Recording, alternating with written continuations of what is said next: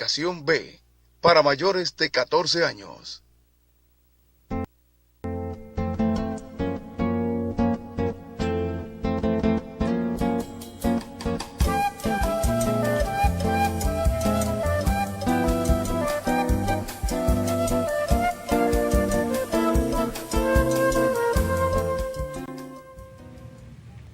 Saludos país, Alfonso Torres soy yo aquí en su espacio Voz para el Cambio por Telecanal 28, 16 de agosto 2006, 153 años de la gesta histórica de la Restauración, un hecho importante, importantísimo en la historia patria, la restauración de la República. El propio nombre lo indica, restaurar la República, lo que significa e implica que la República existía, que la soberanía existía, que la independencia se dio antes. Es decir, la independencia de la patria dominicana se produce en el año de 1844 bajo el pensamiento y la guía de Juan Pablo Duarte. Por eso es un día importante, porque la restauración es restaurar la República. Restaurar la República incluso de las heridas que le propinó el traidor Pedro Santana cuando anexa la República a España, y al decir del propio Juan Pablo Duarte, contra la voluntad del pueblo dominicano. Y digo esto porque este espacio lo vamos a dedicar con don José Ismael Román, historiador de formación, a ver algunos elementos fundamentales de nuestra guerra restauradora. Esto así porque algunos historiadores, entre ellos el historiador director de la Comisión Nacional de Efemérides Patria, Juan Daniel Balcácer, dice que, entre otros, ¿no?, que la restauración de la República o la guerra de la restauración es la verdadera, auténtica y genuina guerra de independencia. Pero ayer yo comentaba al respecto una entrevista o unas ideas expuestas en este sentido por el señor Juan Daniel Balcácer. Y yo digo, el propio Juan Daniel Balcácer entra y se enreda en su propia contradicción. Él dice, la restauración de la República es la auténtica guerra independentista. Pero al propio tiempo él dice que el objetivo de la guerra restauradora era devolver la soberanía nacional por la anexión a España de 1861, que fue concretizado este hecho de la guerra restauradora en 1865. Si era restaurar la soberanía, ¿qué está implicando esto? Que la soberanía existió, pero más adelante él establece que al momento de proclamar la independencia de 1844, muchos dominicanos no entendieron el concepto de soberanía, el concepto de independencia. Era normal y natural. Pero él está reconociendo, está admitiendo que la independencia de 1844. ¿Y qué es lo que es la gesta restauradora? Restaurar la República que había sido cercenada por Pedro Santana. Por eso el propio Gregorio Luperón tiene a Juan Pablo Duarte como el padre de la patria, aunque él habla de la primera independencia, refiriéndose a la independencia efímera y la tilda de la primera república, la de 1821. Pero sitúa a Juan Pablo Duarte como el padre de la patria, el propio Gregorio Luperón. Y los historiadores están contestes en que la segunda república nace justamente con el triunfo de la guerra de la restauración. Son de las cosas en nuestra escuela, en la básica, en la intermedia, en la secundaria y en el nivel superior. Hay que trabajar los conceptos fundamentales de nuestra historia, tener claro los periodos de nación en la historia de la República Dominicana. Don Pedro Mir trabajó muy bien la noción o las nociones históricas de la República, en términos históricos, porque ¿cómo concebir a un ciudadano dominicano que no conozca su historia? Y eso es hoy lo que más abunda, un desconocimiento completo de nuestra trayectoria histórica. El propio Juan Daniel Balcácer dice que desde muy jovencito se inquietó por los temas históricos porque los profesores que tuvo entonces, cuando la educación tenía otros niveles de calidad, no manejaban claramente los problemas históricos, los periodos históricos, el proceso histórico de la definición de la República Dominicana, que cuando hacía algunas preguntas los profesores no podían responderle. Y hoy la situación es mucho más grave. La situación es mucho más grave. Tan grave que un historiador formado como él tiene estos niveles de contradicciones. Porque ahí hay una contradicción. Admitir que la independencia se proclama en 1844, pero dice que la restauración es la auténtica y genuina guerra independentista en la República Dominicana. Yo decía ayer que el grande de don Pedro Enrique Sureña establece que la nación dominicana se consolida y toma cuerpo definitorio en el año 1872-1873. El propio Juan Daniel Balcácer dice: los conservadores a partir de la guerra de independencia tomaron el control de 1844 con Pedro Santana, Buenaventura Báez, un par de traidores y de ladrones además, porque esos problemas surgen con el nacimiento de la República. Pero ¿y qué pasó aquí con la guerra restauradora? ¿Quién tomó el control del poder? Por situaciones muy específicas que se dieron en ese momento. Buenaventura Báez, el traidor, el anexionista, el vendepatria, el ladrón, el criminal. Esa es nuestra historia y tenemos que conocerla con crudeza para poder entender este proceso histórico que hemos vivido en la República Dominicana e incluso para conocer lo que pasa hoy en la vida nacional, porque hoy hablamos del transfugismo y eso es nuevo, tiene sus raíces en los cimientos de la proclamación de la República. Hay que ver cómo los políticos dominicanos 1844 hasta 1865 se estuvieron moviendo, cómo pasaban de un bando a otro, e incluso aquí entre usted y yo, el propio Sánchez, el propio Mella, iban de un bando a otro, entre Pedro Santana, Buenaventura Báez y Manuel Jiménez. Eso del transfugismo, eso no es nuevo. Es como si fuera propio de la cultura política del dominicano. Naturalmente, eso hay que arrancarlo de raíz. Por eso requiere un proceso serio, continuado, de educación, de formación del ente dominicano, del ciudadano dominicano. Y eso pasa entonces por revisar todo lo que se enseña en términos de la historia patria en la escuela formal, en la educación formal, que debe empezar en la básica. Desde que el niño va a la escuela, hay que empezar a hablarle de la historia nacional, pero una historia que tiene que partir desde Caonabo, Guacanagarí, Marién, Atuey, Tamayo, Enriquillo. Desde ahí que tiene que venir la cosa para formar al ciudadano dominicano con una comprensión cabal de su proceso histórico. Por eso, Voz para el Cambio tiene ese compromiso de ser una especie de contribución a la orientación ciudadana. Naturalmente, una orientación que va a estar atravesada por la formación, o si usted quiere, por los prejuicios que los hombres y las mujeres de este espacio tenemos. Los prejuicios en el buen sentido de la palabra, los juicios elaborados previos. Es decir, nuestra concepción ideológica, nuestra forma y manera de ver el discurso de la historia de la República Dominicana. Pero tenemos que trabajar a partir de nuestra propia formación, de nuestra propia creencia, procurando, por supuesto, de ser lo más objetivo posible, y por eso incluso entre nosotros se dan esos matices no voy a decir de encontronazo, pero de expresar ideas que a veces parecen contradictorias o que parecen diferentes, pero que de alguna manera y en el fondo se complementan, porque es el esfuerzo de analizar los fenómenos políticos, sociales e históricos con la mayor objetividad posible.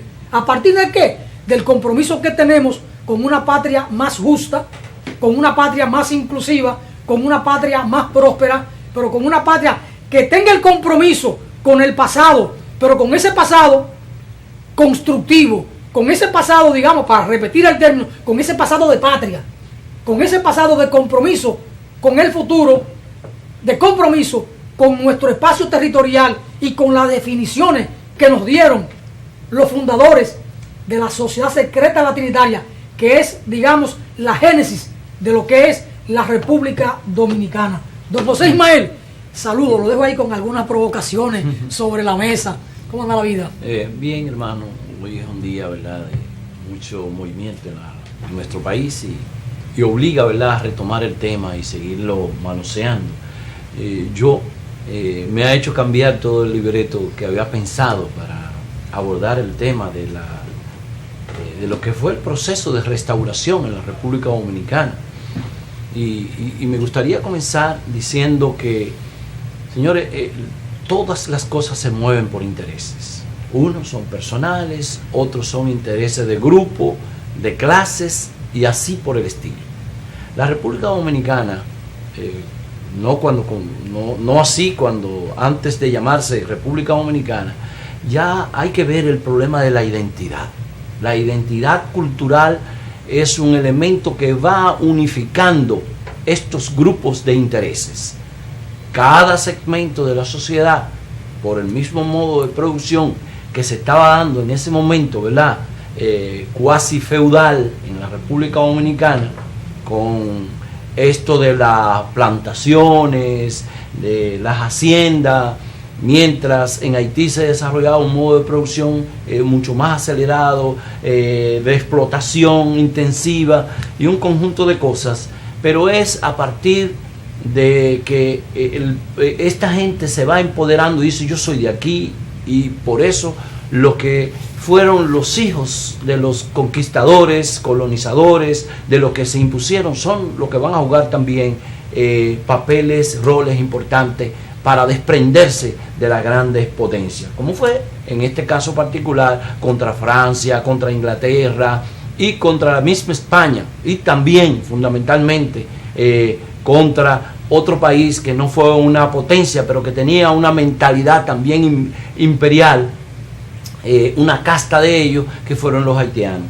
Nosotros, recuerden, la guerra que se dio frente a los franceses, que aquí se le dio fuego a los franceses en su momento determinado.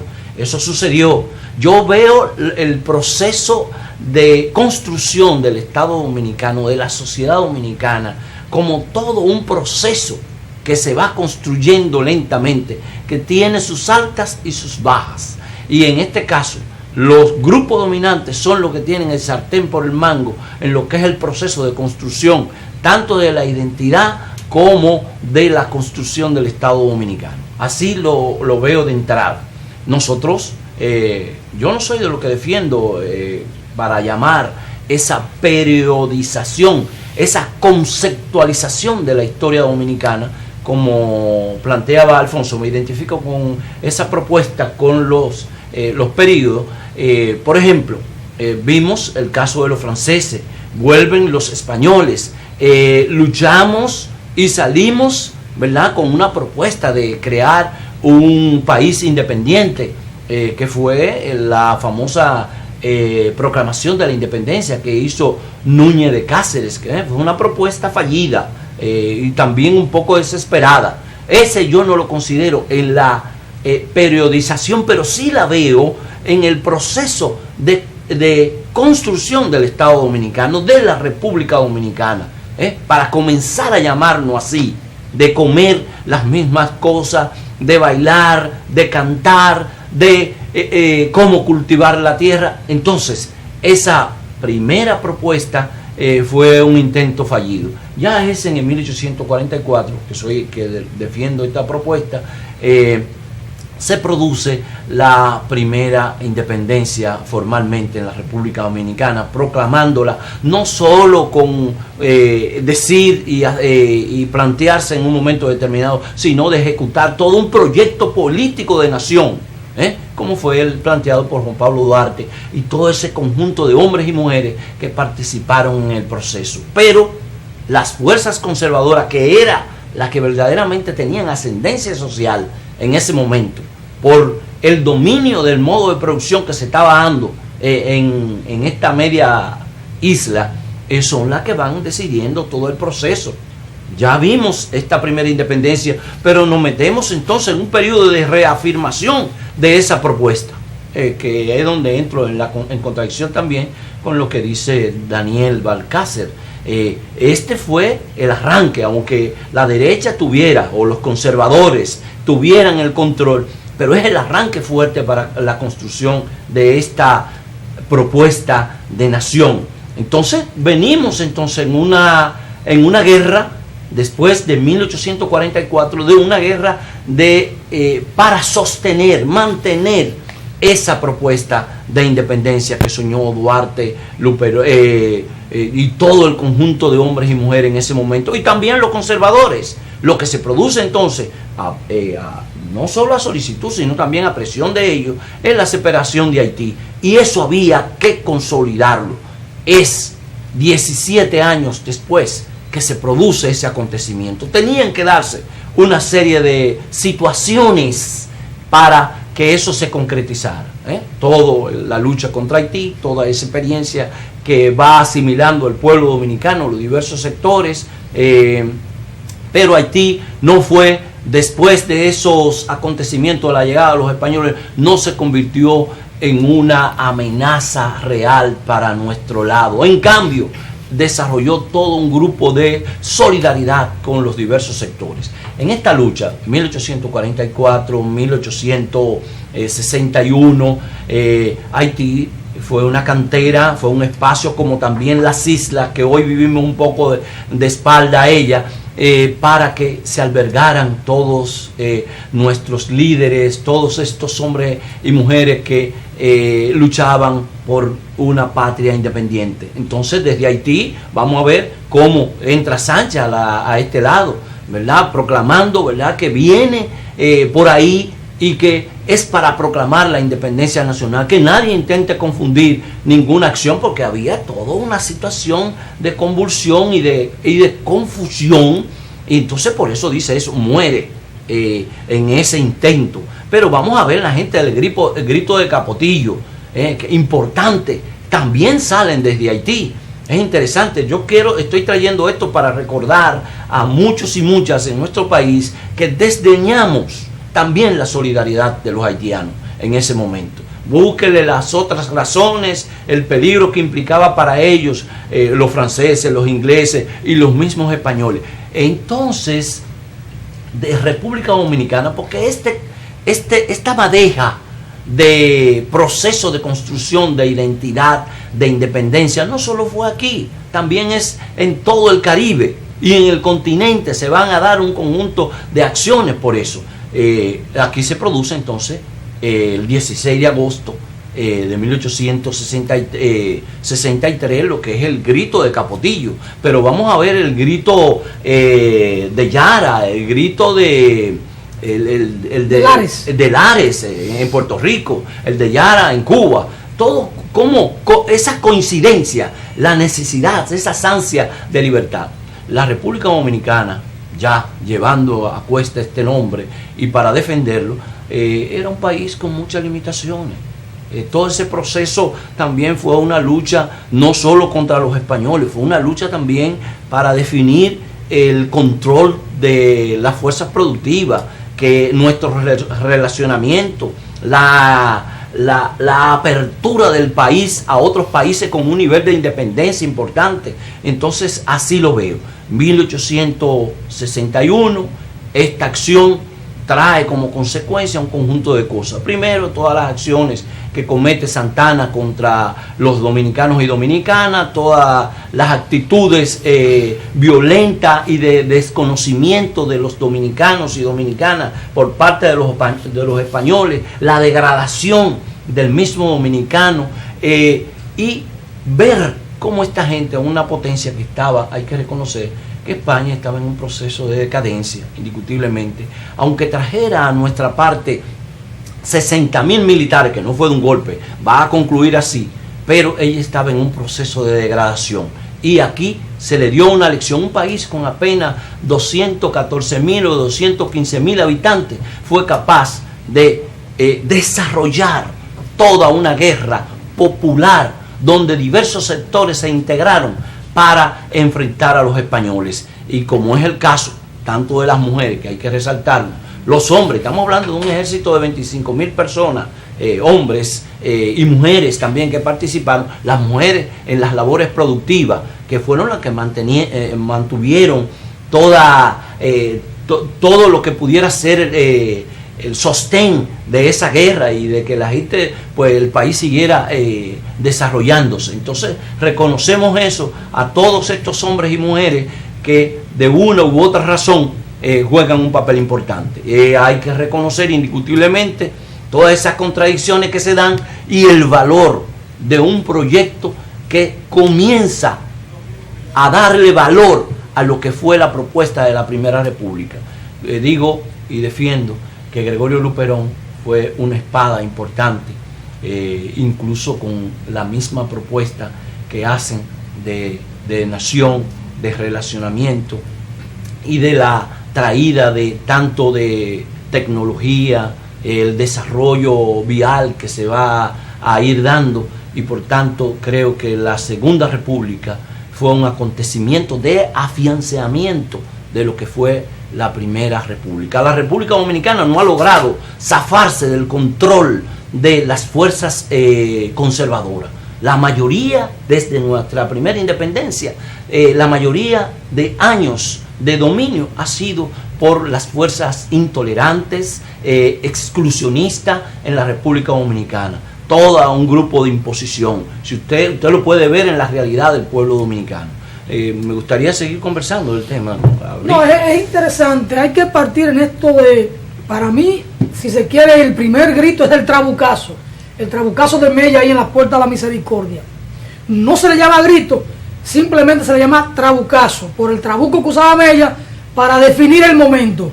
Habían cierta timidez en arrancar porque Sánchez no llegaba.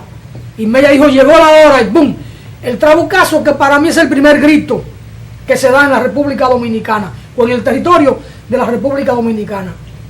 Y luego ya lo del grito de Capotillo es el segundo, y ya posteriormente, 3 años después, viene el grito de Yara en Cuba, viene el grito de Lares en Puerto Rico y todo esto. Pero es claro que el proceso de la independencia de un pueblo no se da de la noche a la mañana. Ya en este territorio se iba creando todo una escala de valores, de definiciones culturales, de identidad, de aproximación, el uso del lenguaje, la costumbre. Había un grupo de ciudadanos, de seres humanos, que se iban conformando como pueblo. Por eso lo de Duarte, ya cuando habla de los dominicanos, no es un invento ni siquiera de Duarte. Ya este pueblo, los pobladores de este territorio, se sentían que habían constituido un pueblo, no así una nación. Y es lo que se produce en el año 1844. Se proclama la independencia y se constituye la nación de la República Dominicana como tal. Y esa es la Primera República. El caso de Gregorio Luperón no solo era una espada, no solo era la primera espada. Gregorio Luperón, en el devenir del tiempo, terminó siendo un hombre de ideas, un hombre de pensamiento, que lo llevaron a esas posiciones antillanistas y antiimperialistas. Un hombre decidido no solo en el nacionalismo, sino en esas posiciones claramente antiimperialistas, empujado sobre todo en su acercamiento con Hostos y por las actitudes entreguistas, anexionistas y de vendepatria de Buenaventura Báez. Son de las cosas que no hay cómo explicárselo en la historia. Simplemente hay que estudiarla, comprenderla, buscar una explicación. ¿Cómo es posible que después de ese fenómeno que se llama la revolución que se produce en 1863, 1865, como guerra de restauración, el más grande movimiento popular, social, político y militar conocido en la República Dominicana, al final de la jornada se le entrega el poder como se le entregó a Buenaventura Báez, sabiendo ya quién era Buenaventura Báez, lo que había hecho en los 17 años anteriores frente a Pedro Santana y en la conducción de la vida pública, como asesino, como ladrón, como vendepatria. ¿Qué confianza se podía tener en Buenaventura Báez si ese era su pasado reciente? Pero se le entrega el poder a Buenaventura Báez, e incluso el presidente de la República en armas durante la Guerra de la Restauración, Salcedo, era un hombre de Buenaventura Báez. Mientras Buenaventura Báez vestía el uniforme de mariscal de campo del ejército español contra el ejército que estábamos luchando. Son de las cosas inexplicables. Pero esa es la historia. Esa es la historia. E incluso, cuando Francisco de Rosario Sánchez viene en el 61, que entra por Haití y hace aquella proclama, no viene por sí mismo. Él llama a la conformación en San Marcos, una islita de esta, San Croix, algo así, a la formación de una junta baecista, es decir, formar una junta de gobierno baecista en el exilio, para cuando él venga y crea las condiciones, esa junta con Báez a la cabeza, venga a tomar el poder, 1861. Damián Báez, hermano de Buenaventura Báez, dice, no, Sánchez no vino mandado por Buenaventura Báez. Claro, lo de Damián Báez se produce en ese momento, esa declaración, para que no ligaran a Buenaventura Báez, su hermano, con Sánchez. Pero Sánchez es junto a José María Cabral quien manda a formar una junta de gobierno en el exilio de Buenaventura Báez. Entonces, naturalmente Sánchez hace una proclama y la gente hoy solo ve la proclama de Sánchez, pero no ve las condiciones históricas de ese contexto, de ese momento, que está pensando Francisco Rosario Sánchez y cuál es su jefe político, que es Buenaventura Báez. Son de las cosas que hay que desentrañar y que hay que educar a los niños, a los adolescentes, a los jóvenes sobre los valores del proceso histórico de la República Dominicana, para poder tener ciudadanos dominicanos conscientes de cuál es el curso que debe tomar la vida hoy de la República Dominicana y hacia el porvenir, las cosas que hay que ajustar en términos históricos, en términos de la formación. Naturalmente, la clase gobernante ha llevado el proceso de formación de nuestra juventud por la vía de la educación formal, las escuelas, las universidades, y por la vía de los medios de comunicación, que son más fuertes en términos de la incidencia en la formación de la mente de nuestra juventud que el propio sistema educativo formal. ¿A qué? A los valores alejados de la patria, a los valores del individualismo, del enriquecimiento por la vía que sea, y a que lo que importa no es la patria, no son los valores supremos de la nación, sino el desarrollo individual, el desarrollo personal, no importa los medios. Por eso incluso la cultura de la corrupción y la impunidad, nada de eso es casual. Eso es empujado desde sectores de poder transnacionales incluso, para alejar a la juventud de los valores de patria, de la necesidad de la conciencia patria, para la resistencia cuando hay un curso desviado en la conducción de los destinos de la patria. Nada de esto es casual. Esto responde a unos esquemas transnacionales, del poder transnacional. Y aquí, por eso yo siempre digo, seguimos siendo una colonia. Y tenemos aquí gobernadores de colonia, aunque no tengan el nombre de gobernadores, son eso, porque no son capaces de entender el proceso, la dinámica histórica de la República y enderezar las cosas como hay que enderezarlas. Hay que ver los programas de educación que tenemos. No hay mayores preocupaciones en los hombres y en las mujeres públicas del país para enderezar las cosas. No, eso no importa, eso no interesa, porque hay mandatos exteriores o del exterior que nos llevan hacia ese camino. Entonces, esa cosa hay que revertirla. La historia dominicana está marcada por tres grandes procesos: el de la independencia nacional, 1844, el de la restauración de la República, 1863-65, y la Revolución de Abril, o la Gran Guerra Patria de Abril del año 1965.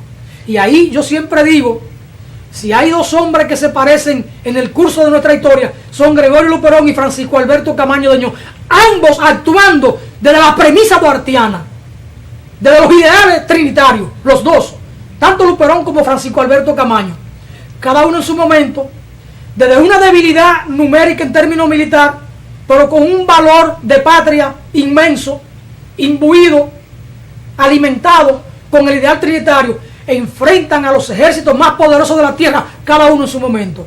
Gregorio Luperón al Imperio Español, Francisco Alberto Camaño de Ño al imperialismo yanqui. Gregorio Luperón vence en aquel momento. Francisco Alberto Camaño de Ño no puede vencer, pero tampoco es vencido.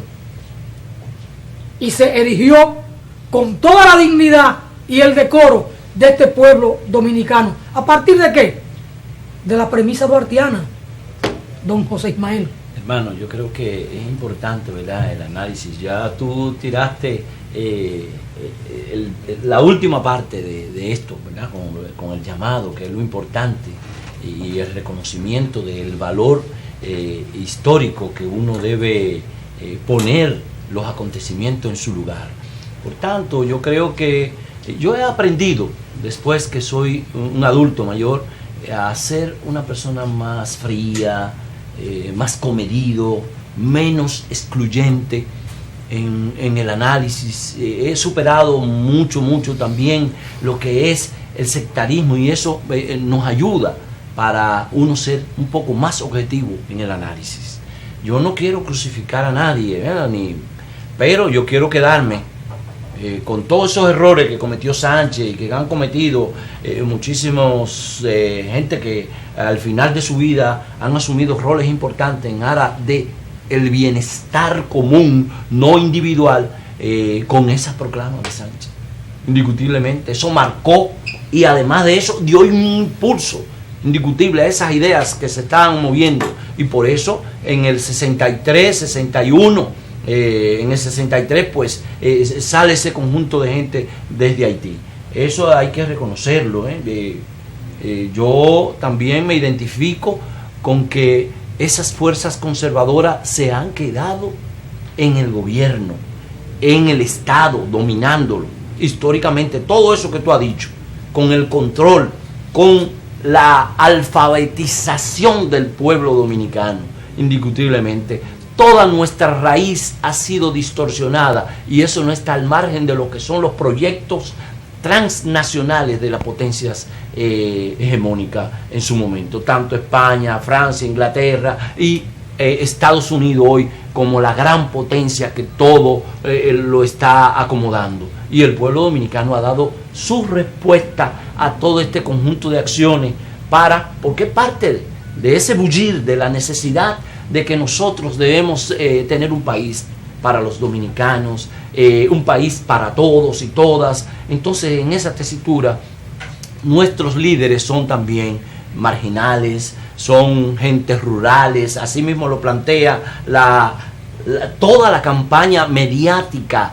de alienación del imperio, en el caso de Estados Unidos ahora fundamentalmente. ¿Cómo plantean nuestros líderes? ¿Cómo hoy, que supuestamente hay gobierno democrático en la República Dominicana, las ideas o estos hombres y mujeres que han jugado roles importantes son marginales en la historia? No queremos colocarlo en el justo lugar donde le corresponde, y entonces todo eso hay que cambiarlo. Eso es como una revolución, y para avanzar seriamente en la República Dominicana, ya Alfonso decía, dos acontecimientos importantes: este del siglo XIX con la guerra restauradora, claro, que tiene como premisa todo un proyecto de nación planteado por Duarte, y lo que fue la guerra por la vuelta a la constitucionalidad, que fue una propuesta totalmente que rompía con el esquema de cómo se llevaba el país. Y así lo veo, me identifico con lo que tú planteas.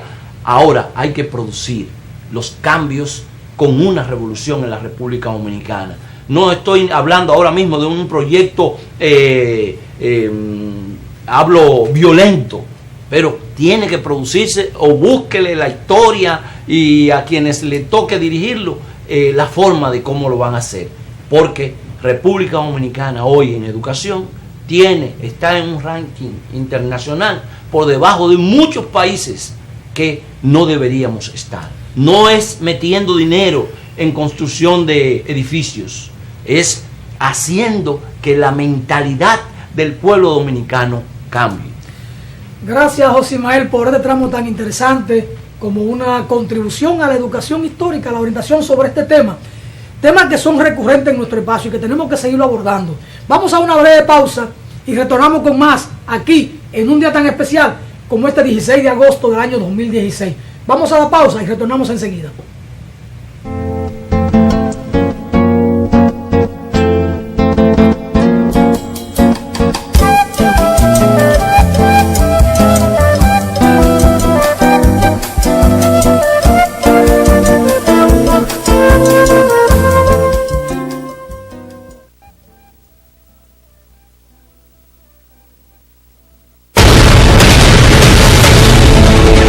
Todas las mañanas, de lunes a viernes, Alfonso Torres y un equipo de profesionales, periodistas, médicos y políticos están con ustedes, con análisis, entrevistas y comentarios de primera mano en Voz para el Cambio. Una ventana de compromiso con la patria, con la democracia, con la justicia, con la verdad, un compromiso con las ideas del padre de la patria.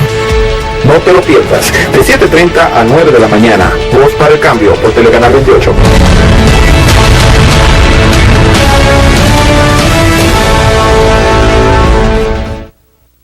Cuando usted vaya a comprar o vender una casa, un apartamento, un solar, piense en Felga S.A., una compañía de bienes raíces con criterio muy profesional. Pero igual, si su interés es alquilar un inmueble, piense en nosotros. Felga S.A. está ubicada en la calle Ramón Santana, esquina Máximo Gómez, en la zona universitaria, con los teléfonos 809-682-7202, 809-688-5593. Recuerde que para comprar o vender o alquilar su casa, piense en Felga S.A.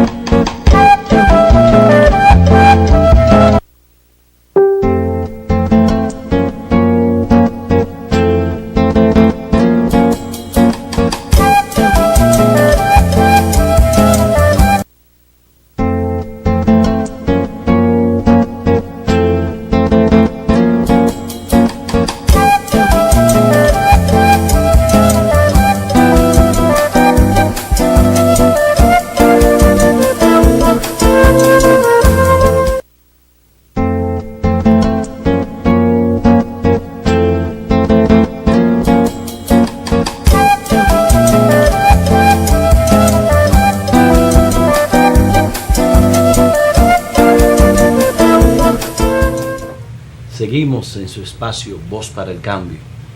Hoy sigue siendo, y nosotros le damos el valor así, de un día especial, pero no pensando en que hoy estamos solo celebrando lo que fue este proceso de reafirmación de la independencia nacional. Ya se había, o estamos anunciando la presencia del hermano Juan Francisco, un hombre de este staff, conocedor también de estos aconteceres históricos de la República Dominicana. Juan Francisco, gracias. Un saludo gracias para usted, para todos. Muchas gracias amigos por esta nueva oportunidad. Voz para el Cambio, uno de sus méritos es que estas fechas, la de independencia, la restauración, el acontecimiento de abril del 65 y otras no menos importantes, son fundamentales en el análisis, en la controversia, tratando de Voz para el Cambio a aproximarse lo más posible a la verdad. Juan, ¿cómo usted ve esta celebración 154 aniversario? ¿Sí? De la restauración 153, hay diferencia, ¿verdad? Algunos he visto también en los medios. En la suma que hice me dio 154, pero otros plantean 153. ¿Cómo usted cree que nos agarra a la República Dominicana en este momento esa celebración del 153 aniversario de la restauración? Usted es testigo de que mientras usted hablaba con Alfonso intenté hacerle llegar el periódico El Caribe de la fecha, porque una vez en una pequeña tertulia que hacíamos con don Carlos Lebrón Saviñón, él llegó a decir que Alfonso es un gran lector a primera vista, y entonces tuve la intención de hacerle llegar este material, pero usted me ha hecho una pregunta que, aunque yo no soy un lector a su nivel, porque creo que el trabajo de Ramón Colombo sintetiza la pregunta que usted nos está haciendo. Dice, ay, si ellos vinieran con admiración. Si Gregorio Luperón, Gaspar Polanco, Santiago Rodríguez y sus compañeros, que tenían los juegos muy pesados, revivieran en estos tiempos y vieran lo del desastre eléctrico y de la salud, y vieran la comida y su precio, y vieran lo de la justicia y sus entuertos, y vieran la república y sus nuevos dueños, y vieran toda esta corrupción e impunidad, y vieran todo esto, estoy seguro de que iracundos desenvainarían sus sables y acabarían con el entretenimiento politiquero de quien fue y quien hizo y no hizo cada quien en su turno de gobierno. Estoy seguro de que no entrarían en ese juego y rodarían muchas cabezas. Así que la República Dominicana, luego de todos estos acontecimientos históricos que hemos tenido en cada una de sus épocas, todavía no hemos podido llegar al nivel de la que la colectividad dominicana se sienta satisfecha. Veo en este nuevo aniversario de esa gesta gloriosa que fue la de la restauración, donde el ejército dominicano se midió con un ejército superior, y la calidad del dominicano, igual que en otros tiempos, pudo imponerse. Y hoy nosotros, que hemos sabido pelear, luchar con naciones mucho más poderosas que nosotros, estamos aún de pie. Pero es bueno que Voz para el Cambio siga cumpliendo su rol de llevar el mensaje a la sociedad dominicana de que todavía hay que seguir luchando para que la situación económica, política, social de nuestro país pueda encauzarse, porque no es posible que una ultraminoría en la República Dominicana, después de tantos avatares, sea la que de manera exclusiva se esté beneficiando de ese gran pastel. Mire, hermano, lo que voy a decir va a caer después como una pregunta, pero el dominicano ha sido sabio, el dominicano y las dominicanas, para defender una propuesta. España tenía todo un ejército regular, hablamos de 60.000 hombres en ese momento, como también sucedió con Haití en la guerra que hicimos para defender la independencia proclamada en el 44. Entonces, las mentes, la formación del dominicano con esa experiencia que tuvimos con Haití, dijo, nosotros no podemos enfrentar a un ejército regular con tecnología, con armas letales, como en ese momento tenía España, que nos superaba en número. Dijo, ahí se planteó Mella toda una propuesta, un manual que es incluso utilizado en otros países, en las academias militares, para ver cómo esa lucha, que no fue un enfrentamiento posicional, sino fueron movimientos esporádicos para poder golpear al enemigo y causarle aquí, entre enfermedades y muertos, por la acción del machete, 23.000 muertos a los españoles.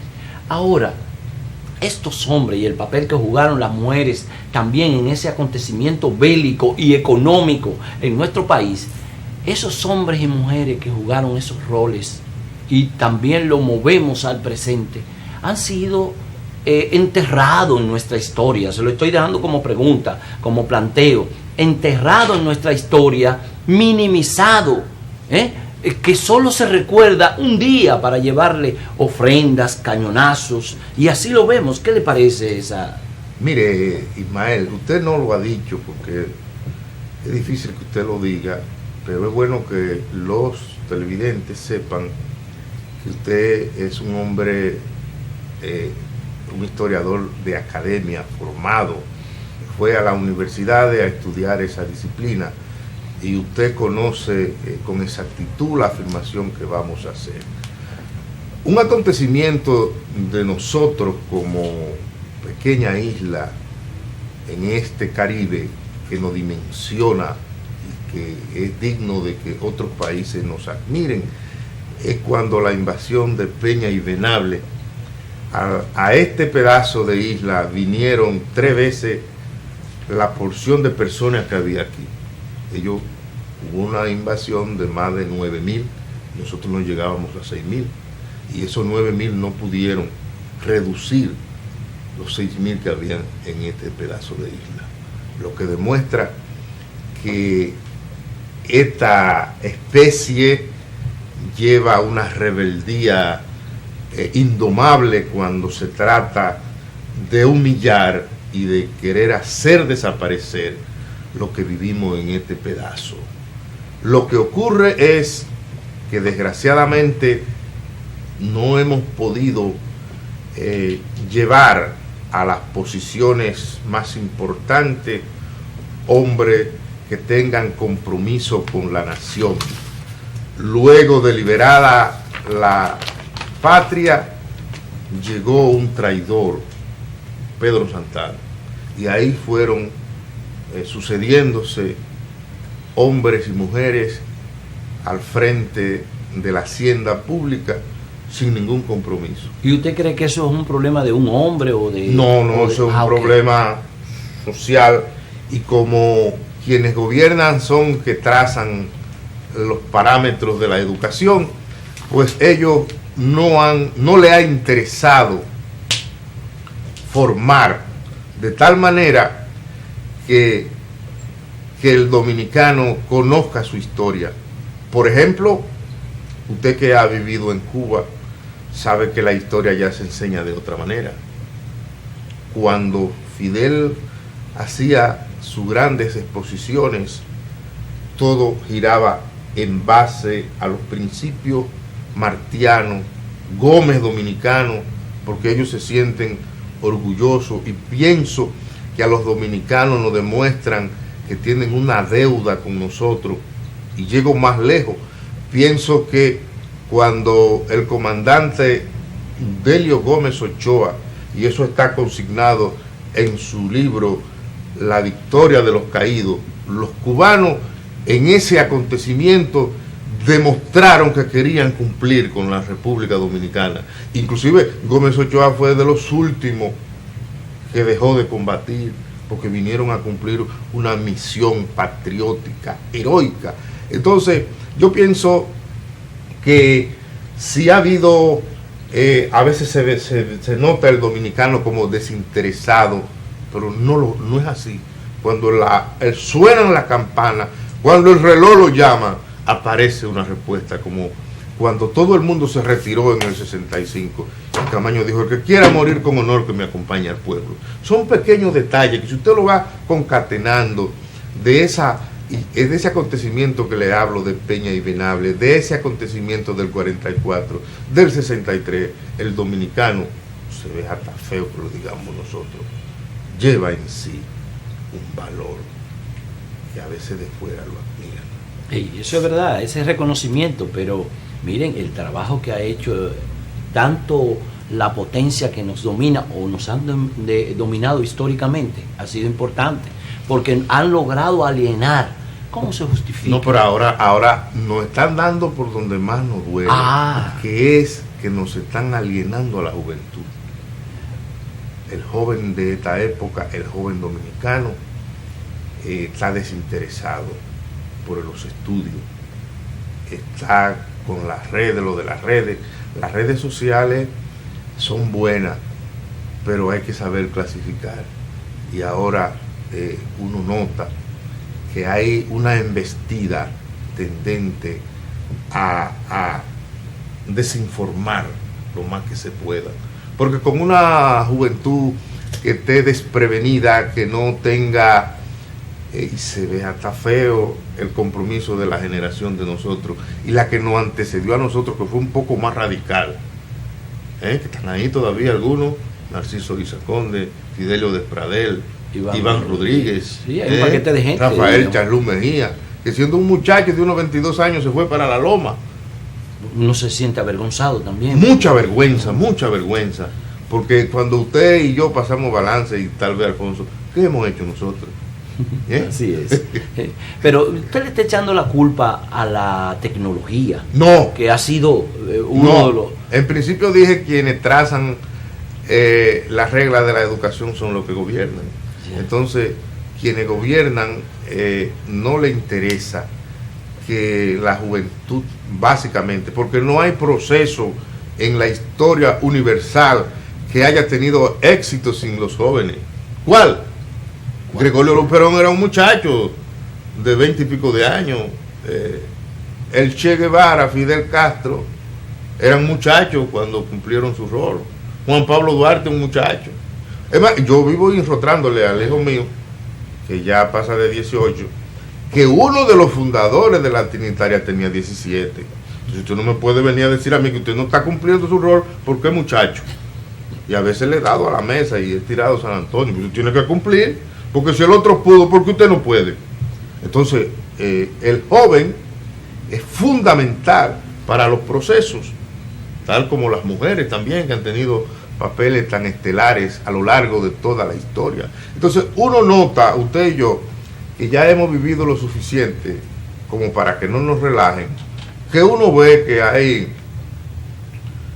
un descuido, no se atesora, porque nosotros lo que hemos vivido más, y eso lo plantea en las fuerzas morales José Ingeniero, es deber de nosotros lo que hemos vivido más, agarrar a los otros de mano, pero hay que abandonarlos si se resisten.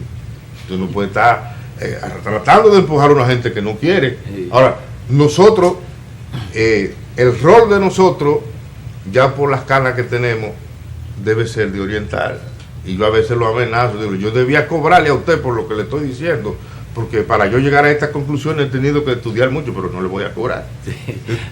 Hay una cosa interesante, que es y siguiendo ahí en esto de la tecnología y cómo el pueblo dominicano está domeñado por un grupo que son un segmento pequeño de la sociedad que ha logrado aliarse para perpetuarse en el poder. Y yo creo que me ha salido algo de Alfonso, por un grupo delincuente. Ya. Un grupo delincuente que se ha apostado en el poder y que no lo deja avanzar.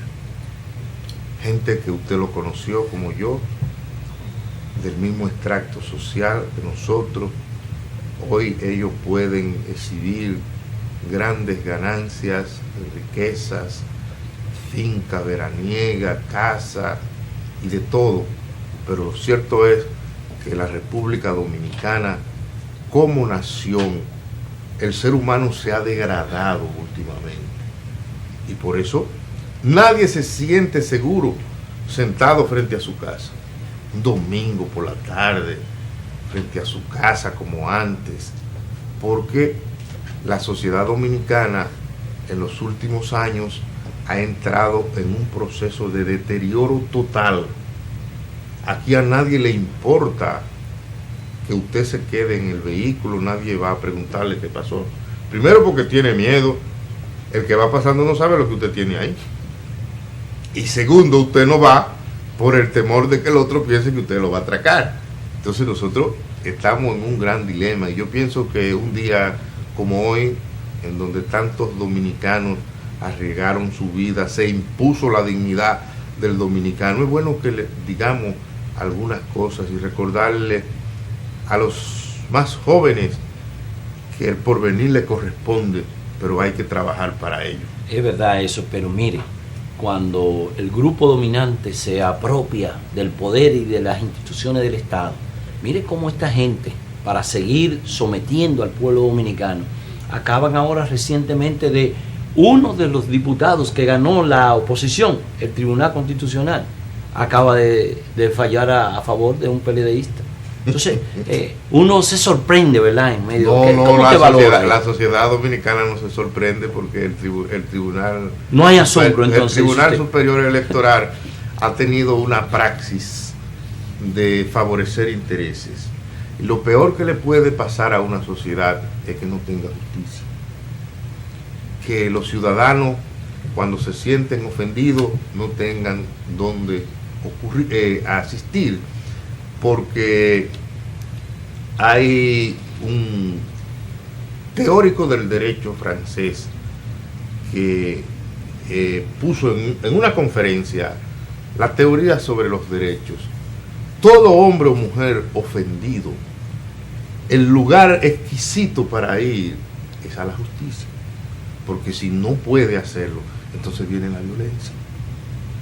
Entonces, los que gobiernan están conduciendo la nación hacia la violencia y no se dan cuenta, o quizá simulan que lo ignoren, porque en ese espacio, en ese litoral político, hay gente que sabe, como dijo un gobernante una vez, conceptualizar y tienen ideas, pero es que el poder obnubila y están ciegos en este momento, no entienden lo que está pasando. Lo cierto es que nos están conduciendo acontecimientos impredecibles, porque si la gente no puede asistir con confianza donde se van a discutir sus derechos, ¿qué usted quiere? Que se quede con los brazos cruzados. Y ojalá, se ha hablado tanto de que hoy pudiera haber acontecimientos desagradables en la elección de los bufetes directivos de las salas capitulares. Ojalá que no se llegue ahí, porque yo pienso que nosotros necesitamos que todos los dominicanos, buenos y malos, estén vivitos y coleando. Y yo creo que por un puesto, un hombre o una mujer no debe arriesgar su vida, porque nosotros valemos más que eso. Sin ser regidor, sin ser síndico, sin ser diputado, se puede vivir. Entonces, ojalá que ningún dominicano en el día de hoy tenga problemas por eso. Eso es desde mi perspectiva, y pienso que para todos los que conformamos el equipo de Voz para el Cambio, porque eso no es la vida. Eso es secundario, una posición pública o privada. Usted puede seguir viviendo con dignidad. Entonces, cumplan su rol, pero no maten ni acepten que a usted lo maten en estas elecciones de hoy. Porque se ha hablado mucho. Sí. Pero ¿quiénes están diciendo eso? Son la gente que lo tienen todo. Precisamente. Que no quieren ceder ni un tramito así. Y entonces, ¿cuál ahora usted cree? Se han hecho inventado una teoría de un contrario, de que la regla de oro. ¿Usted ha visto eso? Sí. Vamos a hacer que se cumpla la regla de oro. Así es. Yo pienso que lo mejor para un hombre y una mujer de paz, de independencia de espíritu, es llegar a la conclusión que llegó don Américo Luna, de que él no aspiraría a ninguna posición pública, precisamente por entender la truchimanería que se hacen en una sociedad como esta. Y yo desearía personalmente estar muy lejos de esos lugares en donde para usted llegar a un puesto tiene que arriesgar la vida.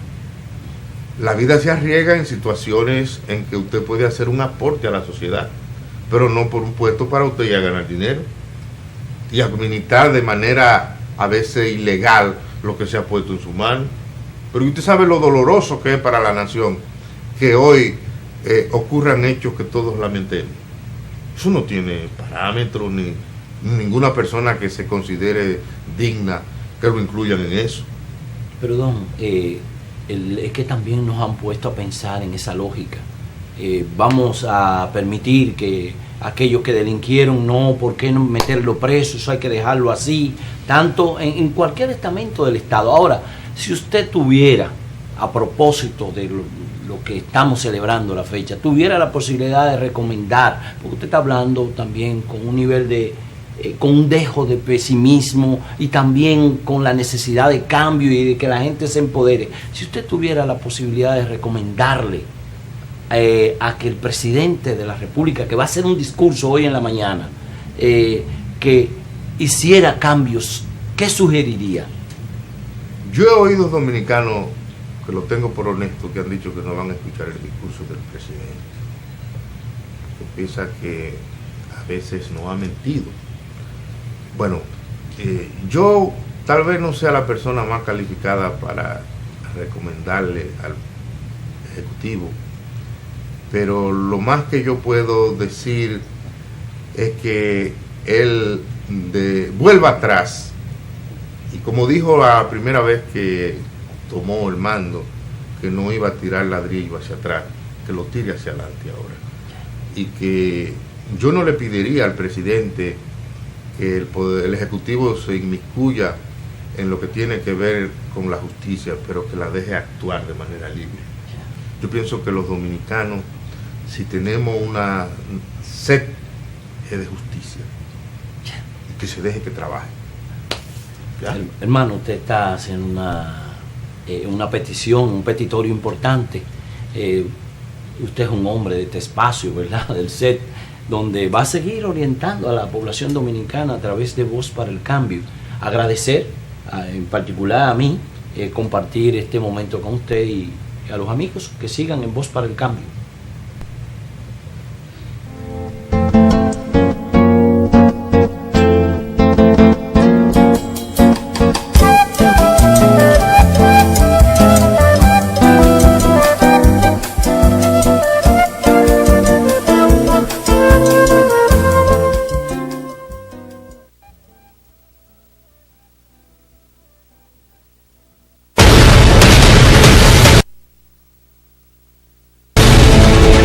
Todas las mañanas, de lunes a viernes, Alfonso Torres y un equipo de profesionales, periodistas, médicos y políticos están con ustedes, con análisis, entrevistas y comentarios de primera mano en Voz para el Cambio. Una ventana de compromiso con la patria, con la democracia, con la justicia, con la